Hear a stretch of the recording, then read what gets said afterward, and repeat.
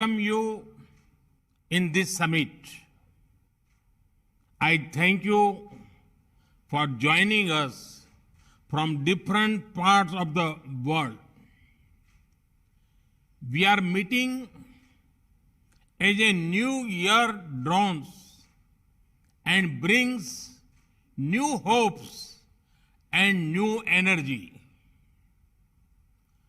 On behalf of 1.3 billion Indians, I extend my greetings for a happy and fulfilling 2023 to all of you and your countries. We have turned the page on another difficult year that saw war, conflict, terrorism, and geopolitical tensions. Rising food, fertilizer, and fuel prices, climate change-driven natural disasters, and lasting economic impact of the COVID pandemic. It is clear the world is in a state of crisis. It is difficult to predict how long this state of instability will last. Excellencies, we, the Global South, have the largest stakes in the future. 3/4 of humanity lives in our countries. We should also have equivalent voice. Hence, as the 8-decade-old model of global governance slowly changes, we should try to shape the emerging order. Excellencies, most of the global challenges have not been created by the Global South, but they affect us more. We have seen this in the impact of COVID pandemic, climate change, terrorism, and even the Ukraine conflict. The search for solutions also does not factor in our role or our voice. Excellencies, India has always shared its development experience with our brothers of the Global South.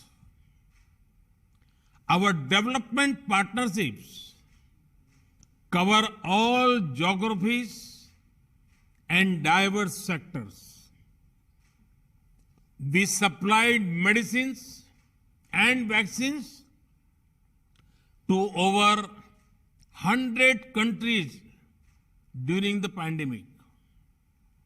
India has always stood for a greater role for developing countries in determining our common future. Excellencies, as India begins its G20 presidency this year, it is natural that our aim is to amplify the voice of the Global South. For our G20 presidency, we have picked the theme of One Earth, One Family, One Future. This is in line with our civilizational ethos. We believe the path to realize oneness is through human-centric development. People of Global South should no longer be excluded from the fruits of development. Together, we must attempt to redesign global political and financial governance. This can remove inequalities, enlarge opportunities, support growth, and spread progress and prosperity. Excellencies, to re-energize the world, we should together call for a global agenda of respond, recognize, respect, and reform. Respond to the priorities of the Global South by framing an inclusive and balanced international agenda. Recognize that the principle of common but differentiated responsibilities applies to all global challenges. Respect sovereignty of all nations, rule of law, and peaceful resolution of differences and disputes. And reform international institutions, including the United Nations, to make them more relevant. Excellencies, despite the challenges the developing world faces, I remain optimistic that for time is coming, and our time is coming. The need of the hour is to identify simple, scalable, and sustainable solutions that can transform our societies and economies. With such an approach, we shall overcome the difficult challenges, whether it is poverty, universal health care, or building human capacities. In the last century, we supported each other in our fight against foreign rule. We can do it again in this century to create a new world order that will ensure the welfare of our citizens. As far as India is concerned, your voice is India's voice. Your priorities are India's priorities.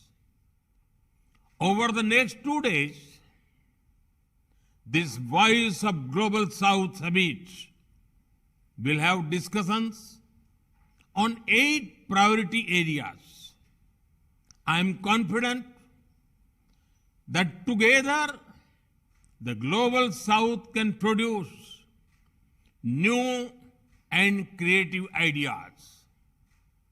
These ideas can form the basis of our voice in the G20 and other forums.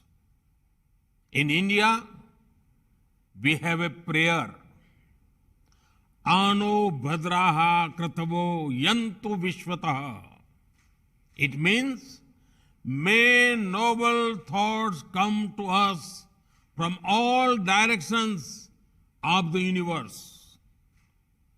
This Voice of Global South Summit is a collective effort for gaining noble ideas for our collective futures.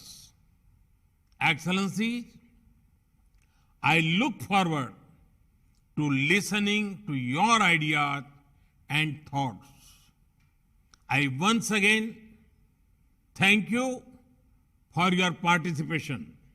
Thank you. धन्यवाद.